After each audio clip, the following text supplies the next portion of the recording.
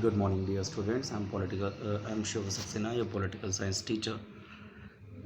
In the previous module, we have discussed about the cultural consequences of the globalization, and two most important topic of this particular chapter are left. The one is resistance to the globalization, another India and the resistance of the globalization. So what exactly learn in this particular resistance to the globalization? ठीक है, तो इसमें हम क्या पढ़ेंगे? Let's see. तो हम first things will discuss about कि what the critics said about the globalizations and why we need to resist the globalizations. कैसे कौन से पॉइंट्स हैं जो क्रिटिक्स ने हाईलाइट किए हैं रेजिस्टेंस के लिए कि हमें ग्लोबलाइजेशंस के अगेंस्ट क्यों जाना चाहिए, किस लेवल तक ग्लोबलाइजेशन हमें नेगेटिव इफेक्ट दे रहा है, तो वो आर्ग्यूमेंट्स और क्रिटिक्स ने किस लेवल से या कैसे क्रिटिसाइज़ किया है ग्लोबलाइजेशंस को, that way main points will discuss on this particular topic. ठीक है, the next topic will see that India is resisting the globalisation और नॉट. ठीक है, तो ये two major topics are left of this particular chapter. So see, we have already noted that the globalization is a very continuous subject and has invited a strong criticism all over the globes. यानी बहुत important और continuous subject है जो लगातार चलने वाला है, और वो बहुत सारे क्रिटिज्म मतलब बहुत सारे लोग उसको क्रिटिसाइज़ करते हैं पूरे ग्लोब में.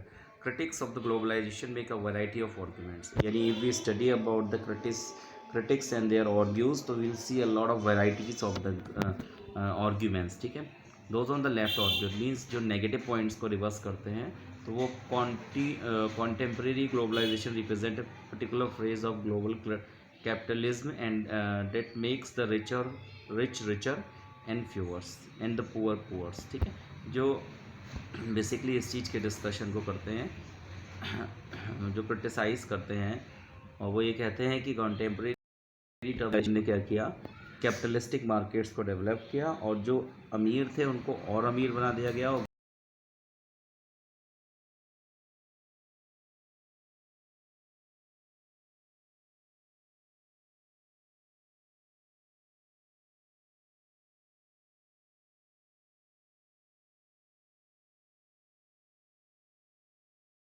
गरीब को गवर्नमेंट की बात हो रही है उस स्टेट की, तो उसने क्या किया, उस स्टेट्स को उस कंट्री को वीक कर दिया और उसकी कैपेबिलिटीज़ को, किस चीज़ के कैपेबिलिटीज़ को रिड्यूस किया, जो कि वो पुअर के इंटरेस्ट को. अब जैसे एक एग्जांपल के लिए मान सकते हैं जैसे अगर ग्लोबलाइजेशन हो जाता है और किसी भी चीज़ की अवेलेबिलिटी आसानी से अवेलेबल हो जाती है, लेकिन उसके केसेस में क्या होता है, प्राइस स्ट्रेच हो जाता है. एक एग्जांपल के लिए मान के चलो एलपीजी सिलेंडर. अब LPG cylinder is a necessary for each and every one, not only the rich people but also the poor people. ठीक है, क्योंकि ये इन्वायरमेंटल पर्पज़ से भी इम्पॉर्टेंट है और इसके अलावा अदर पर्पज़ से भी इम्पॉर्टेंट है. अब एग्जांपल के लिए मान के चलते हैं, in the market if the price of the cylinder is very high, so the poor people can not purchase it. जो कैपिटलिस्ट हैं वो तो आराम से परचेज कर लेंगे, जिनके पास ज़्यादा पैसा है वो आसानी से उस फैसिलिटीज़ को ले सकते हैं. तो उस केसेस में सरकार क्या करती है, जो इंडिया की बात कर रहे हैं हम लोग, उस पर सब्सिडाइज रेट्स पर हमको अवेलेबल कराती है. यानी हमें वो सर्विस भी मिल जाएगी और हमको उतने पैसे भी नहीं देने पड़ेंगे जितने रिच पीपल्स को देने पड़ते हैं. ठीक है,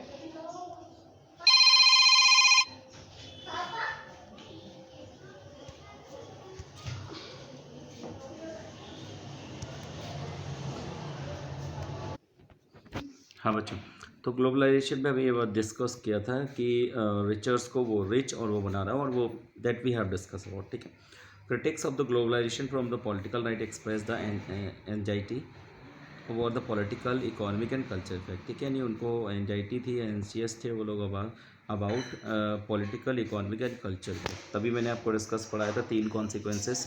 one was political consequences, second was economic consequences and third was cultural consequences. ठीक है, in political terms they also fears the weakening of the state. Economically they want returns to the self reliance and protectionism at least the certain area of the economy. ठीक है, अगर आप economically बात करें तो हम सेल्फ रिलायंस हो रहे हैं, अपने आप को तेज़ी से बढ़ा रहे हैं और अपने आप को एक स्ट्रॉन्ग प्रोटेक्शनिज्म बना रहे हैं. Culturally they are worried that the traditional cultures will be harmed and the people will lose. यानी अगर देखिए, अब अगर हम इकोनॉमिकली की बात उसकी बात करते हैं इकोनॉमिकली, तो हमने ईस्ट इंडिया कंपनी का एक एग्जांपल आपको पहले समझाया था कि कैसे ईस्ट इंडिया कंपनी ने इकोनॉमिकल दूसरी कंट्री पर कब्जा कर लिया था।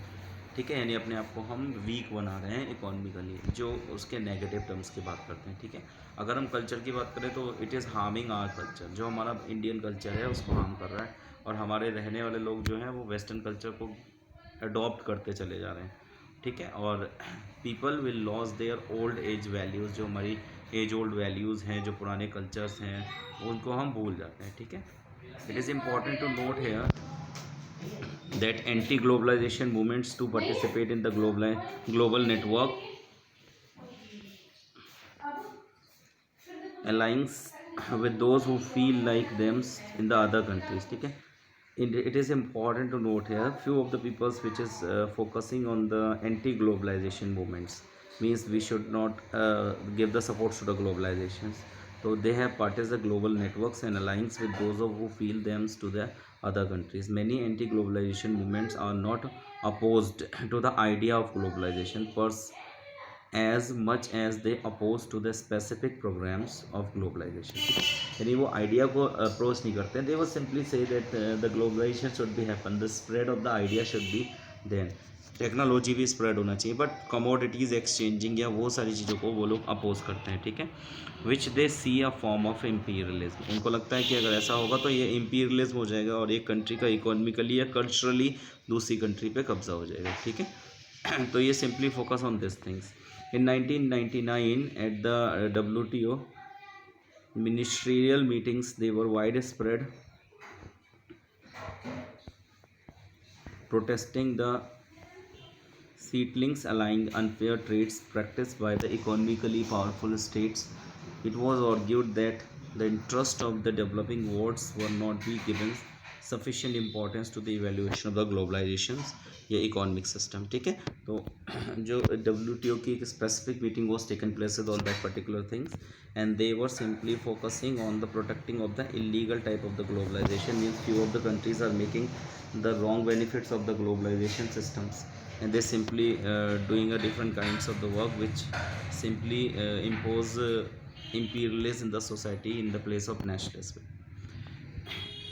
It was argued, or they were argued about, that the interest of developing worlds were not given sufficient importance in evolving the global economic system। यानी जब आप ग्लोबल इकोनॉमिक सिस्टम जो आज के टाइम के ग्लोबलाइजेशन के बेस में हो रहा है, उसमें आपका जो इंटरेस्ट है it was not sufficiently given the importance हो बताया। ठीक है, the world social forums is an other global platforms. ठीक है, ओके, अब दिस थिंग्स